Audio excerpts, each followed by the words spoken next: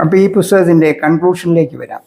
ഇങ്ങനെ ദീർഘമായ ഇൻ്റർവ്യൂകൾ, ആ ഇൻ്റർവ്യൂവിൻ്റെ ഒരു ചെറിയ ശതമാനം മാത്രമേ എനിക്കിവിടെ വായിച്ചു കേൾപ്പിക്കാൻ സാധിച്ചിട്ടുള്ളൂ. അത് സാധിക്കുകയുള്ളൂ, അല്ലെങ്കിൽ അത് കുറേ ബോറിംഗ് ആയിട്ട് വരും. അതുകൊണ്ട് ഞാനത് അവിടെ നിർത്തുന്നു. അങ്ങനെ കരൺജിയ തികച്ചും ഒരു വിശ്വാസിയായിട്ട് മാറുകയും അവിടെ കണ്ട അത്ഭുതങ്ങളെക്കുറിച്ചൊക്കെ ശരിക്കും മനസ്സിലാക്കുകയും ചെയ്തതിൻ്റെ പശ്ചാത്തലത്തിൽ കരൺജിയ ബ്ലിറ്റ്സിൽ സ്വാമിക്ക് അനുകൂലമായിട്ട് തന്നെ റിപ്പോർട്ടുകൾ കൊടുക്കാൻ തുടങ്ങി. കരൺജിയയുടെ വേറൊരു റിപ്പോർട്ടറാണ് മിസ്റ്റർ റോയ്. അയാൾ ഒരു എത്തീസ്റ്റ് ആയിരുന്നു, പക്ഷെ അയാളും മാറി. അയാൾ US parapsychologist report no evidence of fraud, Sathya Sai Baba കാണിക്കുന്ന അത്ഭുത പ്രവർത്തികളിൽ യാതൊരുവിധ ഫ്രോഡുമില്ല, യാതൊരുവിധ അസത്യവുമില്ല എന്ന് പറഞ്ഞുള്ള റിപ്പോർട്ടാണ് ഓഗസ്റ്റ് 21, 1976 ബ്ലിറ്റ്സിൽ കൊടുത്തിരുന്നത്. അതിൽ അയാൾ വായിക്കുന്ന കാര്യം ഇതാണ്: Erlendur Haraldsson, Iceland university, Karlis Osis, director of American society for psychic researchers, ESPയുടെ ഹെഡാണ് അയാൾ. ESP and psi phenomena research ചെയ്യുന്നവരാണ്. അവർ ധാരാളം എക്യുപ്മെൻറ്റ്സ് കൊണ്ടുവന്ന് സ്വാമിയുടെ കംപ്ലീറ്റ് മെറ്റീരിയലൈസേഷൻ അങ്ങ് ഫോട്ടോഗ്രാഫി ചെയ്യുകയാണ്. അങ്ങനെ അവർ സ്വാമി ആദ്യം കൈ ഇങ്ങനെ പിടിച്ച് ചില കാര്യങ്ങൾ മെറ്റീരിയലൈസ് ചെയ്തിരുന്നു. ഉടനെ ഇവർ വിചാരിച്ചു ഇതിനകത്ത് എന്തോ ട്രിക്കറി ഉണ്ടല്ലോ. ഉടനെ സ്വാമി 2 കൈകളും 2 ഈ സ്ലീവ്സും ഉയർത്തി കാണിച്ചുകൊണ്ട് കൈ ഇങ്ങനെ കാണിച്ചിട്ട് ഇതൊക്കെ ഹൈ റെസൊല്യൂഷൻ ക്യാമറകളാണ്. ഓരോ സാധനങ്ങളും ഉണ്ടാകുമ്പോൾ അപ്പം തന്നെ അത് അവർ പിടിച്ചെടുത്തിട്ട് അവർക്കുണ്ടായ അനുഭവം ഇതിനകത്ത് പറയുന്നുണ്ട്.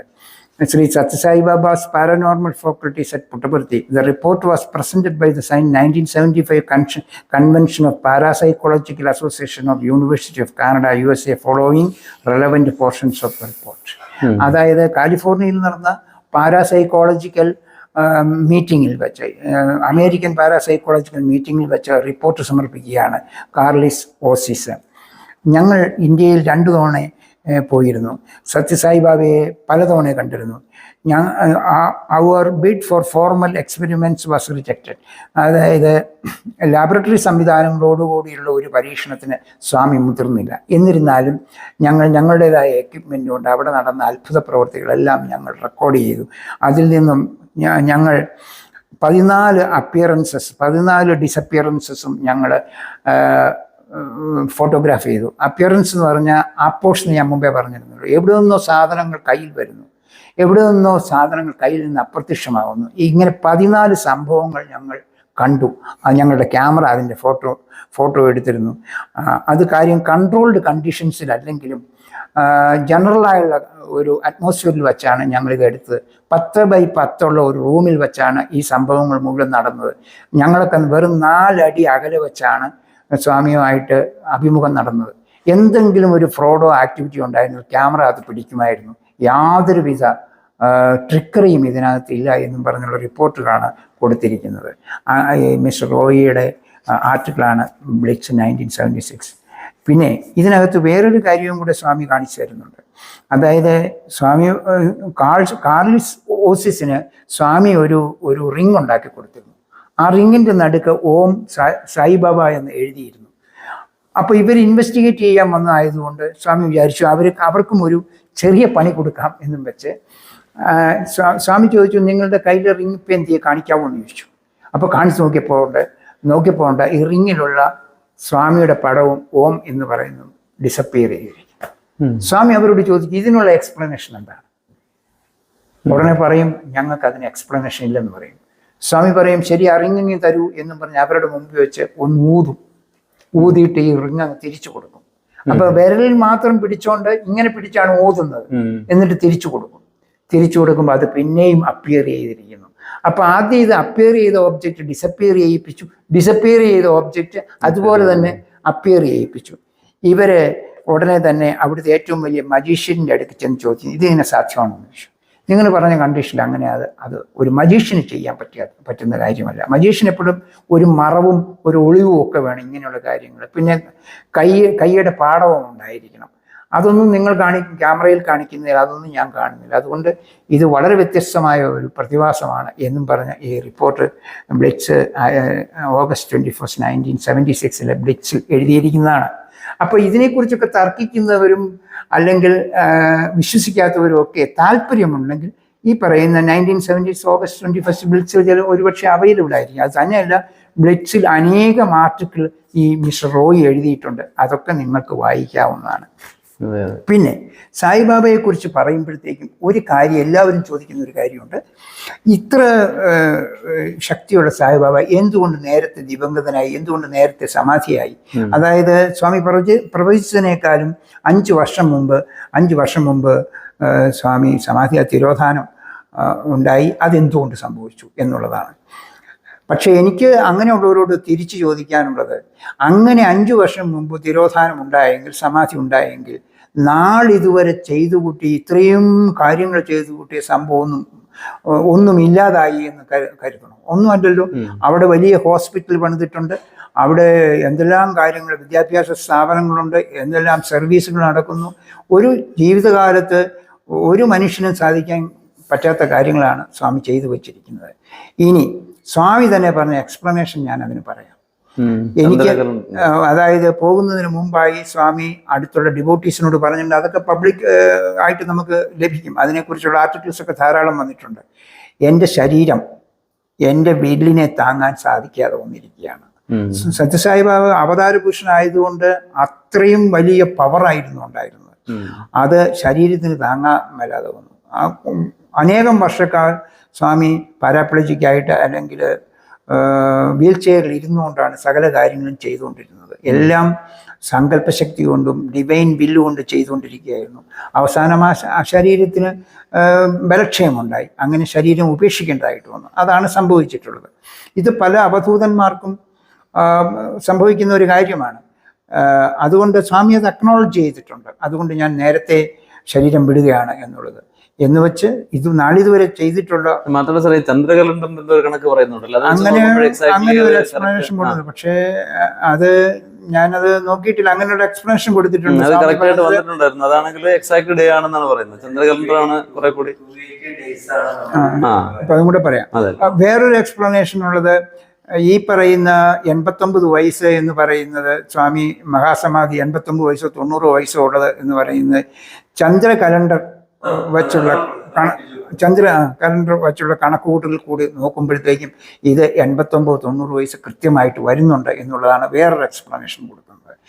ഞാൻ ഈ ആദ്യത്തെ 2 എക്സ്പ്ലനേഷനാണ് ഞാൻ പ്രിഫർ ചെയ്യുന്നത്. മൂന്നാമത്തെ എക്സ്പ്ലനേഷൻ സ്വാമി പോയതിനു ശേഷം ആൾക്കാർ പിന്നീട് പറഞ്ഞിട്ടുള്ള കാര്യങ്ങളാണ്, ഞാൻ റിപ്പോർട്ട് ചെയ്തിട്ടുള്ള കാര്യങ്ങളാണ്. അതുപോലെ സാധാരണ അദ്ദേഹം എല്ലാ ഇതിലും കൈ ഇങ്ങനെയാണ് കാണിക്കുന്നത്. പക്ഷെ ലാസ്റ്റിലെ ഒരു മീറ്റിംഗിൽ മാത്രം അദ്ദേഹം കൈ ഇങ്ങനെ ഫോൾഡ് ചെയ്തിട്ട് പോയി.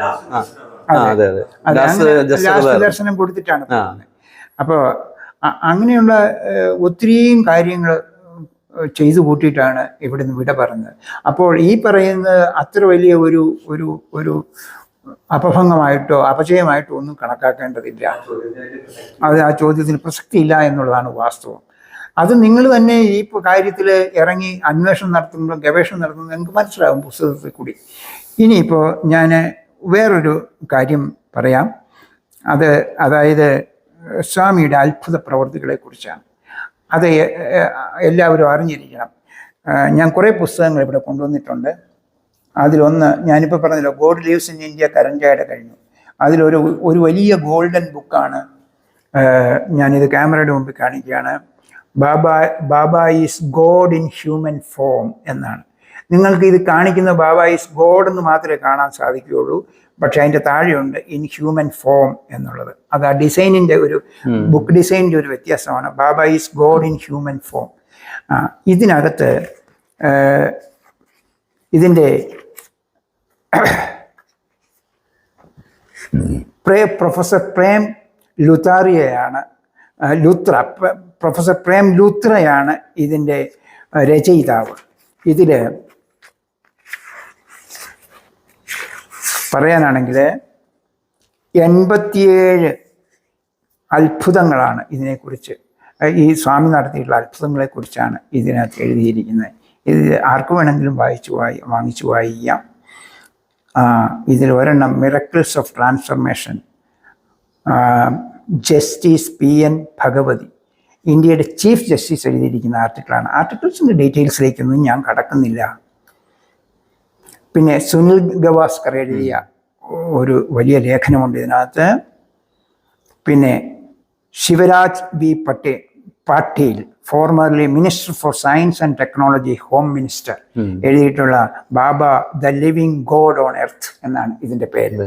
ഇതിലേക്ക് ഹെഡിങ് വായിച്ചു പോകാനേ എനിക്ക് സാധിക്കുകയുള്ളൂ. ദ ലോർഡ് ഓഫ് മിറക്കിൾസ് എഴുതിയിരിക്കുന്നത് doctor S. Bhagavantam, ex director national institute of science Bangalore and ex principal scientific adviser ministry of defence government of India. President Abdul Kalam വരുന്നതിന് മുമ്പ് ഇദ്ദേഹം ഡോക്ടർ S. ഭഗവന്തമായിരുന്നു ഇന്ത്യയുടെ നാഷണൽ ഇൻസ്റ്റിറ്റ്യൂട്ട് ഓഫ് സയൻസിൻ്റെ ചെയർപേഴ്സൺ. പിന്നെ വേറൊന്ന് ഉള്ളത് Baba knows our Mexican gardener doctor John Hislop, California USA. Doctor John Hislop ലോകപ്രശസ്തനാണ്. അദ്ദേഹം മരിച്ചുപോയി. അദ്ദേഹം ബാബയുടെ ഒരു ഡിവോട്ടി ആയിരുന്നു. അദ്ദേഹം മെക്സിക്കയിലെ ഒരു ഗാർഡനറെ പോലും സായിബാബയ്ക്ക് ഇവിടെ അറിയാം. സായിബാബ ഒരിക്കലും മെക്സിക്കയിലേക്ക് സഞ്ചരിച്ചിട്ടില്ല. പിന്നെ ഇത് ഒത്തിരിയുണ്ട്, എന്നിരുന്നാലും ദ റീസറക്ഷൻ ഓഫ് വാൾട്ടർ കൊവാൻ എന്ന് പറയുന്ന ഒരു പ്രായം ചെന്ന ഒരു മനുഷ്യനുണ്ടായിരുന്നു. അദ്ദേഹത്തിൻ്റെ വൈഫും വലിയ ഡിവോട്ടിയായിരുന്നു. അവർ ഒരു സുപ്രഭാതത്തിൽ മരിച്ചുപോയി, വാൾട്ടർ കൊവാൻ. വൈഫ്, സ്വാമി അന്ന് ബാംഗ്ലൂരായിരുന്നു. മരിച്ചു കഴിഞ്ഞ് ഉടനെ തന്നെ സ്വാമി പറഞ്ഞു, എനിക്ക് പുട്ടപർത്തിക്ക് തിരിച്ചു പോകണം, എൻ്റെ ഒരു പ്രധാനപ്പെട്ട ഡിവോട്ടി മരിച്ചിരിക്കുന്നു എന്ന് പറഞ്ഞു. പക്ഷേ ആ സമയം അവിടെ ചെന്നപ്പോഴത്തേക്കും വാൾട്ടർ കൊവാൻ ഹൃദ്രോഗിയോ അങ്ങനെ ഏതാണ്ട് പ്രശ്നങ്ങളുണ്ടായിരുന്നു. Walter കൊവാൻ completely ഡെഡായിരുന്നു. സ്വാമി അവിടെ ചെന്ന് മുറി അടച്ചിട്ട് ഒരു 15 മിനിറ്റ് നേരം കഴിഞ്ഞിട്ട് മുറി തുറന്നിട്ട് വാൾട്ടർ കൊവാൻ്റെ ഭാര്യയോട് പറയുകയാണ്, നിങ്ങളുടെ ഭർത്താവിനോട് ഒന്ന് സംസാരിക്കുന്നത് കട്ടിൽ എഴുന്നേറ്റിട്ടുണ്ടെന്ന്. അപ്പോൾ ഈ ചോദ്യം കരംജ ചോദിക്കുന്നുണ്ട്, നിങ്ങൾ എങ്ങനെയാണ് വാൾട്ടർ കൊവാൻ? അത് ഈ സായിബാബ മാനസ് മിറാക്കിൾസിൽ അങ്ങനെ ഒരു എക്സാമ്പിൾ പറയുന്നുണ്ട്. ലേഡി അവരുടെ ഹസ്ബൻഡ് മരിച്ചു, നീല കളറായി, ശരീരം പൊട്ടി നീല കളറായി. ഇത് വാൾട്ടർ കൊവാനെ അല്ല, പിന്നെ രാധാകൃഷ്ണൻ വേറൊരാള് മരണത്തിൽ നിന്ന് ഉയർത്തെഴുന്നേൽപ്പിച്ചിട്ടുണ്ട്. അതല്ലാതെ വേറെ ഒരു സ്ത്രീയെ ഉയർത്തെഴുന്നേൽപ്പ് 3 or 4 ഉയർത്തെഴുന്നേൽപ്പ് സത്യസായി നടത്തി. ഇതാരെങ്കിലും വിശ്വസിക്കില്ല. ഇത് ബാബ പറ്റില്ല, വേണ്ട, അത് പോയതാണെന്ന് പറഞ്ഞിട്ട് ഇവരുടെ ഈ ഭയങ്കരമായ സ്വാമി വിചാരിച്ച അങ്ങനെ പറ്റണം എന്ന് പറഞ്ഞുകൊണ്ട് റിക്വസ്റ്റ് ചെയ്തു എന്നാണ് അതിൽ പറയുന്നത്. അവസാനം ഇതിനകത്തും പറയുന്നുണ്ട്, God lives in India, RK Karanjia ഈ പുസ്തകത്തിലും പ്രതിപാദിക്കുന്നുണ്ട്. Sai Baba under investigation, A. Roy, അതും 21st 1970s ബ്ലിറ്റ്സിനെ കുറിച്ച് ഇതിനകത്ത് പറയുന്നുണ്ട്. US പാരാസൈക്കോളജിസ്റ്റ് റിപ്പോർട്ട് ബ്ലിറ്റ്സ്, അതും ഇതിനെക്കുറിച്ച് പറയുന്നുണ്ട്, ഇതേ കാര്യങ്ങൾ തന്നെ. അങ്ങനെ ഈ 85 അത്ഭുത സംഭവങ്ങളാണ് ഇതിനകത്ത് പറഞ്ഞിരിക്കുന്നത്. ദ ക്രൂസിഫിക്സ് എന്നും പറഞ്ഞ് ഡോക്ടർ ജോൺ ഹിസ്ലോപ്പ് ഒരു സംഭവം പറയുന്നുണ്ട്. ഇതിനെക്കുറിച്ച് ഒരു ചെറിയ വിവരണം ഞാൻ തരാം. ഈ ഡോക്ടർ ജോൺ ഹിസ്ലോപ്പ് ലോകം മുഴുവൻ സഞ്ചരിച്ച ഒരാളാണ്. അദ്ദേഹം ഒരു എഡ്യൂക്കേഷണലിസ്റ്റാണ്. അദ്ദേഹം PhD ഉള്ളതാണ് എഡ്യൂക്കേഷനിൽ. മെക്സിക്കോക്കാരനാണ്. അങ്ങനെ സ്വാമിയുടെ അടുത്ത് വരികയും ഡിവോട്ടി ആവുകയും സ്വാമി ശ്രദ്ധാപൂർവ്വം കേൾക്കുകയും ചെയ്തു. വളരെ വലിയൊരു ക്രിട്ടിക്കൽ മൈൻഡുള്ള ആളാണ് ഡോക്ടർ ഹിസ്ലോപ്പ്. ഹിസ്ലോപ്പിൻ്റെ 1-2 പുസ്തകങ്ങൾ എൻ്റെ കൈവശമുണ്ട്, അതിൻ്റെ മെമ്മറിയിൽ നിന്ന് ഞാൻ പറയുകയാണ്. അപ്പോൾ ഒരു തവണ സ്വാമി പറഞ്ഞു, അത് അന്നത്തെ കാലം 1970 കാലങ്ങളിൽ, വരൂ നമുക്കെല്ലാവർക്കും കൂടെ ഒരു പിക്നിക്കിന് പോകാമെന്ന് പറഞ്ഞു. അപ്പോൾ ആ സമയത്ത് ഡോക്ടർ ഹിസ്ലോപ്പ് ഏതാനും പേര് മാത്രമേ ഉള്ളൂ സ്വാമിയുടെ കൂടെ. 10-12 പേരേ ഉള്ളൂ പിക്നിക്കിന് പോകാനായിട്ട്.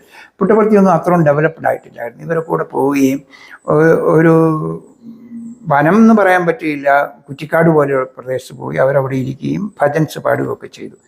എന്നിട്ട് സ്വാമി പറഞ്ഞു, ഡോക്ടർ ഹിസ്ലോപ്പ് ജീസസ് ക്രൈസ്റ്റിനെ കുറിച്ച് എന്തോ ചോദിച്ചപ്പോൾ പറഞ്ഞു, ശരി ഞാനത് ഇപ്പോൾ കാണിച്ചു തരാം എന്ന് പറഞ്ഞിട്ട് അടുത്ത് തന്നെ ഒരു ചുള്ളിക്കമ്പ് ഒടിച്ചിട്ട് അത് ഒരു ക്രോസിൻ്റെ രൂപത്തിൽ കൈക്കകത്ത് വെച്ചിട്ട് കുറേ നേരം സ്വാമി ഇങ്ങനെ പിടിച്ചു നിന്ന് തിരിച്ചു വന്നപ്പോഴത്തേക്കും അത് ക്രോസ് ആയിട്ട് മാറി. ഈ ചുള്ളിക്കമ്പ് ക്രോസ് ആയിട്ട് മാറി. ആ ക്രോസ് ആയിട്ട് മാറിയപ്പോഴത്തേക്കും ഹിസ്ലോപ്പ് ചോദിച്ചു, ഇതെന്താ സ്വാമി എന്ന് ചോദിച്ചു. ഇത് ജീസസ് ക്രൈസ്റ്റിനെ ക്രൂസിഫൈ ചെയ്ത അതേ മരത്തിൻ്റെ അതേ